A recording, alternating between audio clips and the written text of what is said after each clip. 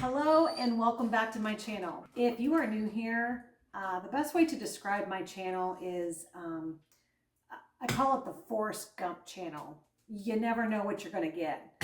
I do a lot of videos when it's warmer out pertaining to my garden, the chickens. I've done some videos on raising chickens, incubating them, and brooding them up. I've also done DIY projects. I updated my laundry room, which I was pretty proud of that one. You'll have to check that one out. My laundry room was a mess and it was so tiny. It is December. It's a couple of weeks before Christmas. How many of you are going crazy right now because it's only a couple of weeks away from Christmas, or Christmas is nearing, and you have a lot of people on your list you would like to do something for, buying gifts or making something for them?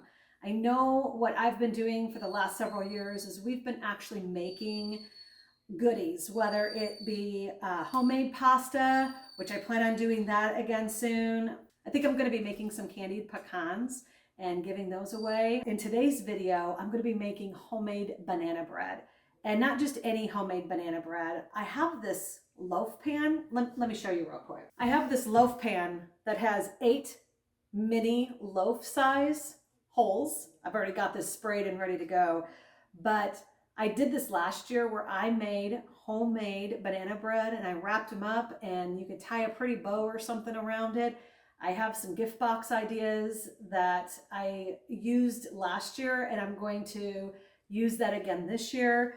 I've even used these for making mini meatloafs, and there's all other kinds of things you can make with this. But in today's video, I am going to be making homemade banana bread. So it's nothing fabulous. I kind of tweaked it a little bit, but honestly, I am using a recipe right out of a cookbook that my mom got me the first go around when I got married back in 1993, or maybe it was 94 that I got married. No, back in 93. So that was quite a few years ago.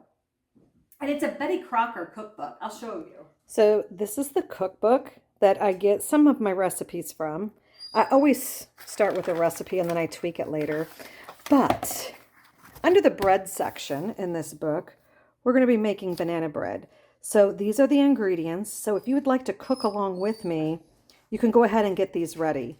I have my oven preheated at 350. I have my loaf pan ready. It's just sprayed with Pam. In this mixing bowl, I am just going to go ahead and start with 1 cup of flour. Even though it called for 1 3/4 cups, we're going to use more later. But so this is 1 cup of flour, 2/3 cup of sugar, 2 teaspoons of baking powder, and then I have 1/2 teaspoon of baking soda with 1/4 teaspoon of salt. The mashed ripe bananas, I'll go ahead and get that in this bowl and get it smashed. I added the mashed bananas, the butter, the milk, and I beat it for about 2 minutes. Now I'm going to add the eggs.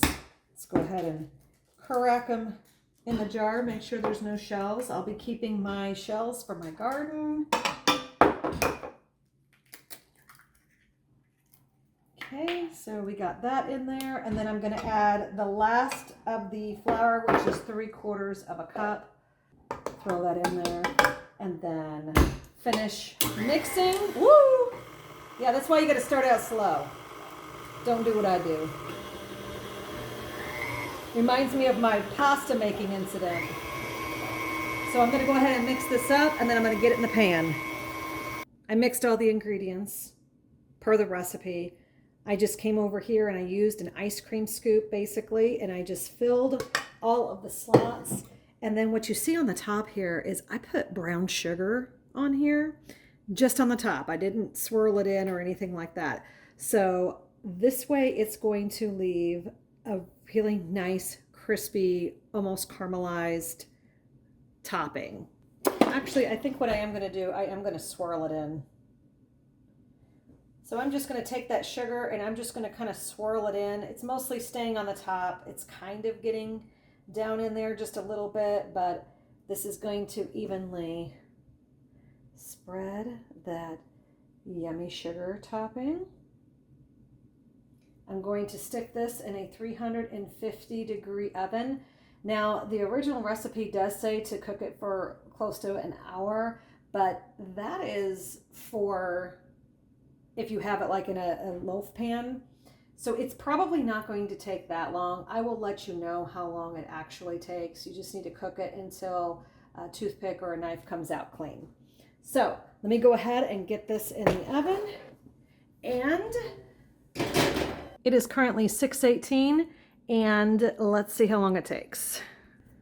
We'll go ahead and start with 20 minutes. It'll probably take a lot longer than that, but we'll see. Okay, so I had to restart the timer a few times, and this is about 50 minutes.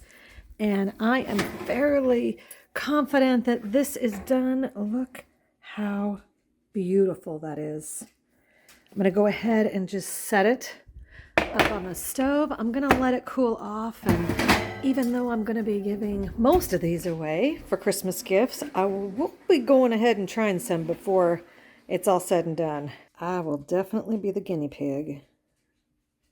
Okay, so I would say that came out pretty clean. I'm gonna call this done. This took, surprisingly, 50 minutes, which is actually what it called for in the actual recipe, a 50 to 60 minute time period. But they have caramelized beautifully. All right, stand by. Can't wait to try it. I did not do the video of me actually sampling the banana bread, but it was absolutely amazing. It always turns out great. I do tweak it every now and again. Sometimes I do throw extra brown sugar in, and sometimes I use pecans. But you saw how I made it today.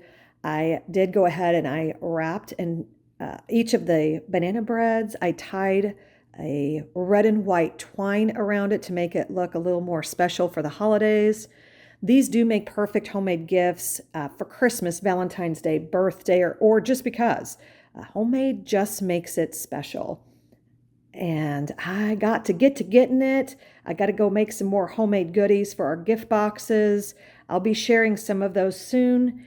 And I want to thank you for watching. Until next time.